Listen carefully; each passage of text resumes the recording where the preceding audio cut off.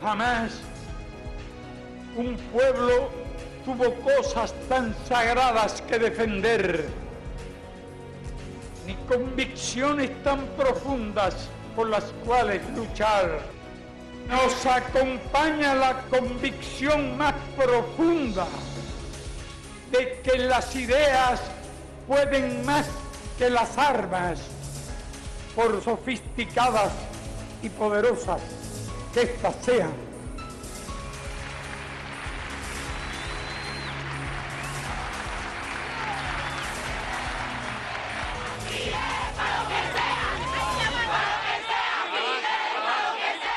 ¿Ustedes quieren saber cómo se organiza una campaña mediática contra la Revolución Cubana? La CINA siempre fue el lugar donde se orientaban todas las cosas que había que hacer. Marta Beatriz nos entregaba dólares para 18 mujeres. Todos tenían la esencia del servilismo, del anexionismo, del merceranismo. Forman parte esencial de la estrategia de subversión de los Estados Unidos contra Cuba. El terrorismo contra Cuba no ha cesado. No voy a morir como un traidor. La defensa de los derechos humanos resulta un modo de vida para algunos en Cuba. Bajo la etiqueta de disidentes se agrupa hoy la misma contrarrevolución que ha mantenido viva desde 1959 su política de agresiones contra la isla.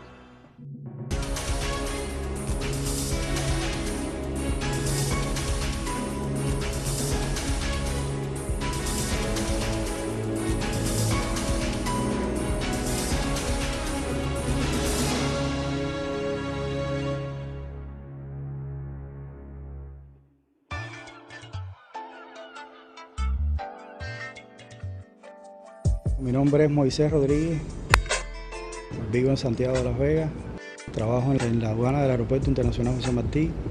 Yo conozco a Lizardo Sánchez en Villamarista en el año 1980. Ahí iniciamos una relación que después continuó en el Combinado del Este. Y en el Combinado del Este pues ya con estas personas se comienza a hablar de los primeros pasos, es decir, cómo sería el servicio que le íbamos a prestar al gobierno de Estados Unidos con relación al primer grupo de derechos humanos en Cuba. Durante casi 20 años, Moisés Rodríguez trabajó junto a Elizardo Sánchez Santa Cruz, más conocido entre los cubanos como el Camaján. Vivió en su casa, donde participó en cada uno de los proyectos organizados por este contrarrevolucionario al servicio del gobierno norteamericano. Y nos entretuvimos ese tiempo en conformar y escuchar las órdenes de los amos en ese primer periodo, ¿no? Me refiero a la sección de intereses que ya funcionaba aquí en La Habana como el centro de diseño de la futura contrarrevolución.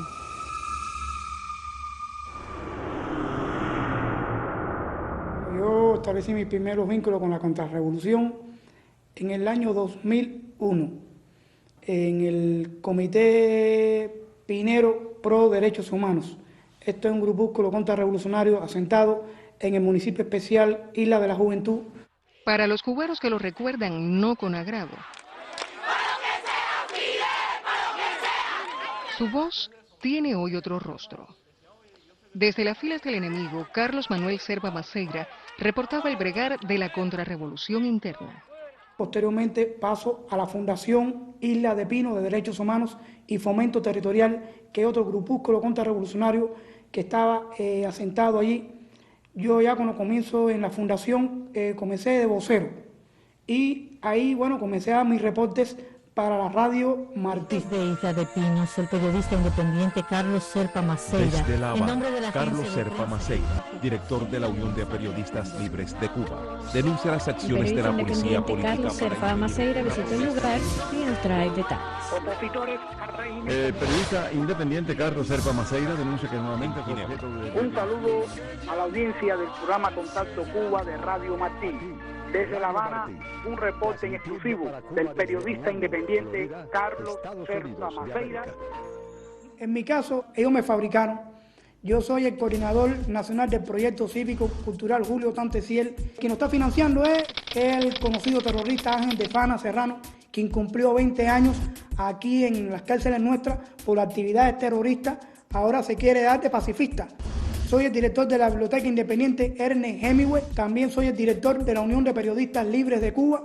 Aquí existen 5 personas, pero yo soy el único que hago todo, porque lo de ellos es irse del país, obtener un aval político y poder emigrar hacia los Estados Unidos. Quien nos está financiando es el Directorio Democrático Cubano. Soy el vocero del Frente Nacional de Resistencia Cívica y Desobediencia Cívica en Cuba. Soy miembro de su junta directiva también. Esto, quien lo está financiando, también es el Directorio Democrático Cubano. También está Más por Cuba, que esta es una organización que dirige Sid Biriondo, una conocida connotada contrarrevolucionaria del exterior, y otras organizaciones contrarrevolucionarias de Miami, integran lo que ellos le han llamado la Asamblea de la Resistencia. Fui nombrado enlace nacional de los gobiernos de oposición. Esto de los gobiernos de oposición, quien lo dirige desde Puerto Rico, Enrique Blanco. Incluso Enrique Blanco es el que me administra el blog, el Guayacán cubano. Fui representante de la brigada 2506 aquí en Cuba.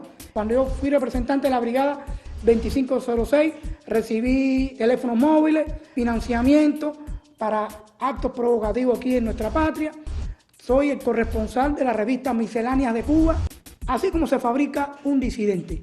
Aquí ni al bibliotecario independiente que hayan fabricado, ni al supuesto opositor, ni al supuesto defensor de los derechos humanos, ni al supuesto periodista independiente, a ninguno les anima el amor a Cuba. Han vendido su alma al diablo.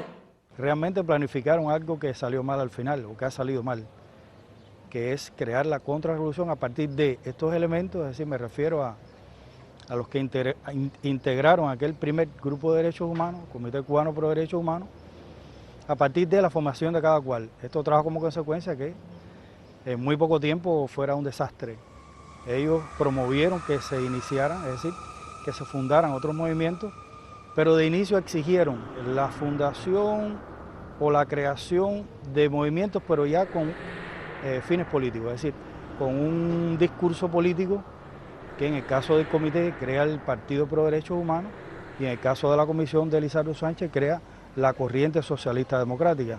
A partir de la década de los 80, principio de la década de los 80 específicamente, con el lanzamiento por el presidente Ronald Reagan del llamado Proyecto Democracia, donde se plantea una lucha abierta y frontal contra el comunismo, se estimula dentro de la estrategia de subversión contra Cuba y de otros países del antiguo campo socialista el empleo de métodos dirigidos al aprovechamiento del tema de los derechos humanos, de la lucha supuestamente civilista, de corte pacífico, y esto viene respaldado de algún modo por instituciones y tanques pensantes dentro del gobierno de los Estados Unidos que buscan, por una parte, ocultar el rostro del gobierno de ese país detrás de estas maniobras, pero al mismo tiempo estimular el uso de estos métodos. Como es de suponer, en Cuba este ajuste de estrategia se refleja, por ejemplo, con la creación del Comité Pro Derechos Humanos por el contrarrevolucionario Ricardo Bofill Pagés. Y una de las cosas que me llama el interés en esto de los derechos humanos es la cosa de la connotación periodística que tiene redactar cosas.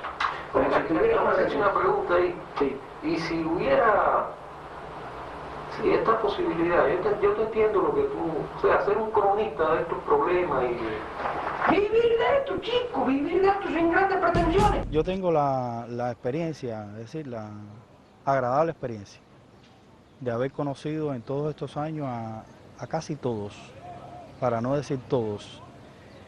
Y te podría afirmar aquí en estos momentos de que no conocí a uno realmente sincero. Todos tenían la esencia del servilismo, del anexionismo, del merceranismo, y simplemente habían dos cosas que estaban siempre latentes, estaban siempre presentes. Número uno, recibir dinero, y número dos, irse de Cuba. La esencia no ha variado. La contrarrevolución interna no es un fenómeno espontáneo ni autóctono.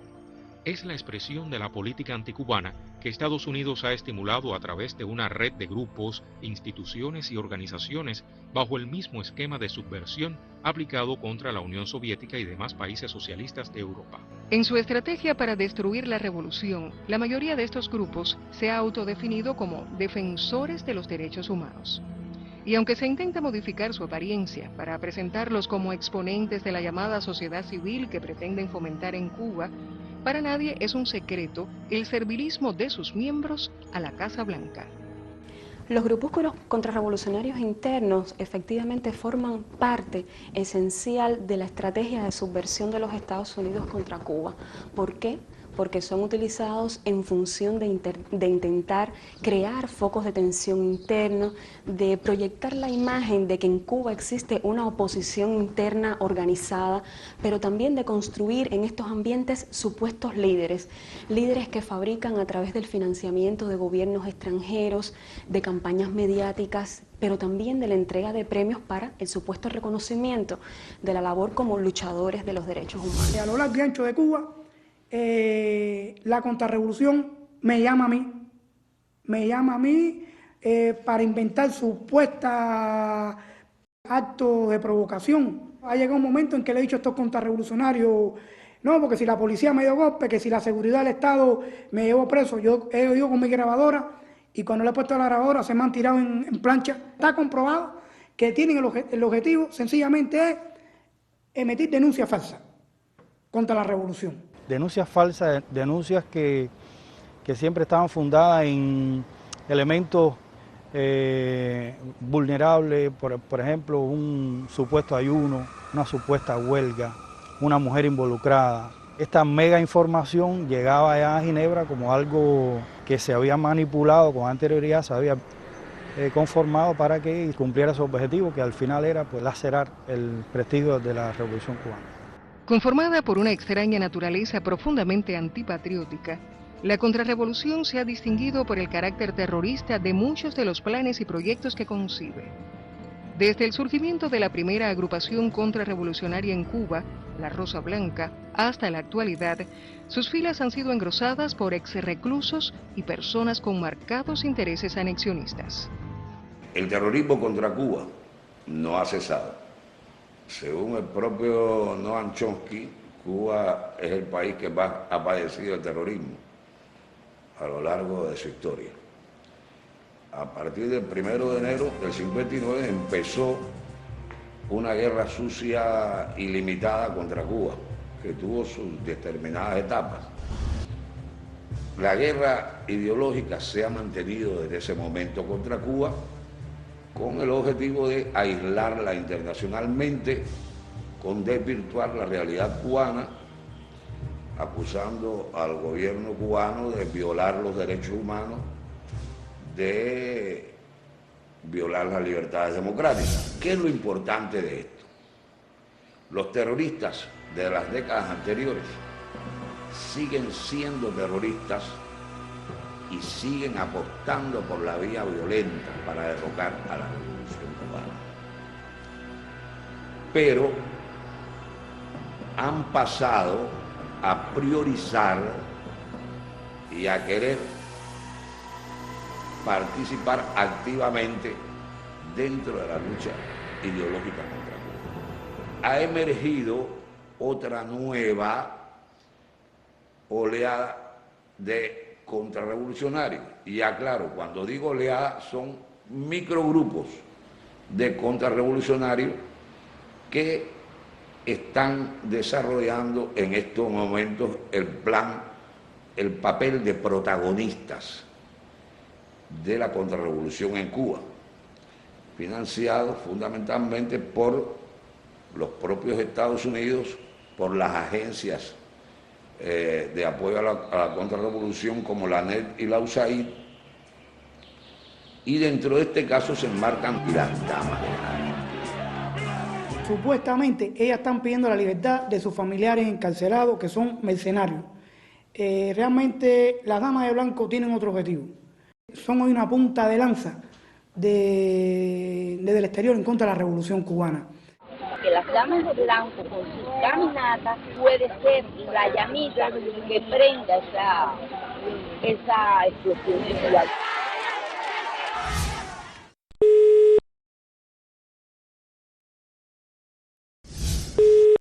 Buenos días.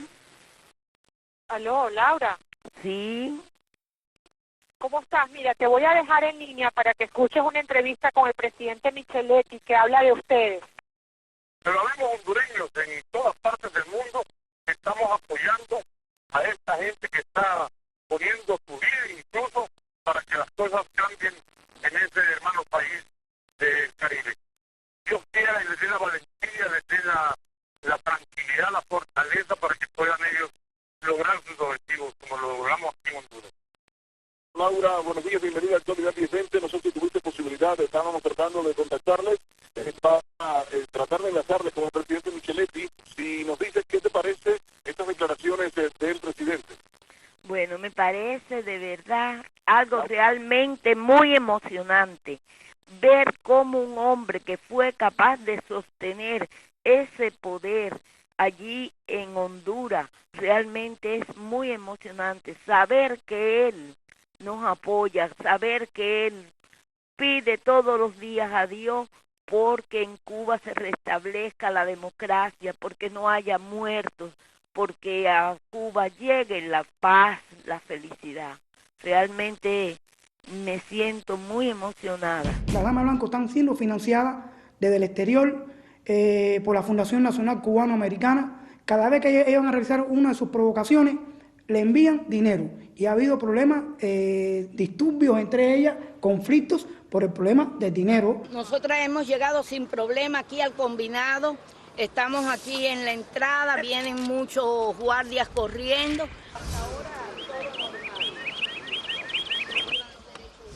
Los mismos terroristas tradicionales están ahora asumiendo el papel de intermediarios con la contrarrevolución cubana.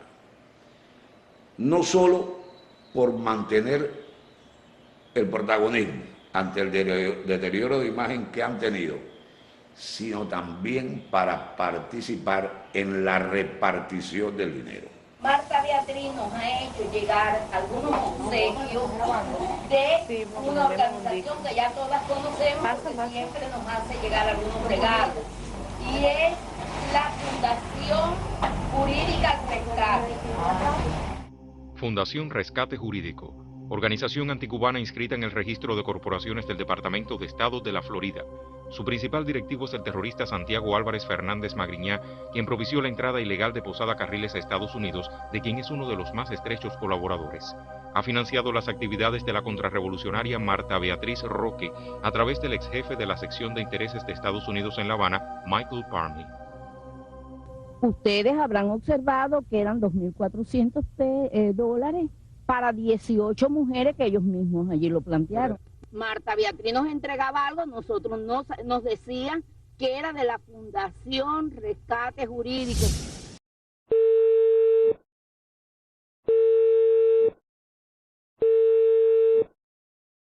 Dime.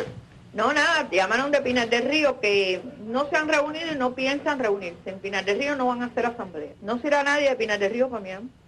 O sea que los americanos dijeron que ni una visa. Pero quiero que tú sepas que si eso le cuesta al gobierno cubano que los yanquis invadan a Cuba, me da lo mismo. Ellos tienen interés en la foto. A mí me han dicho que cuando yo vaya a mandar fotos hacia el internet, que vean allá afuera las largas filas de ellas, que no se vean que son 3 o 4 mujeres. O sea, que son 20, 30 mujeres, pero que en la foto salgan esa gran cantidad de mujeres para que se vean de que están en las calles. Pero no es cuestión de estar en la calle, es cuestión de justificar la paga que están recibiendo para sus actividades contrarrevolucionarias aquí en nuestra patria.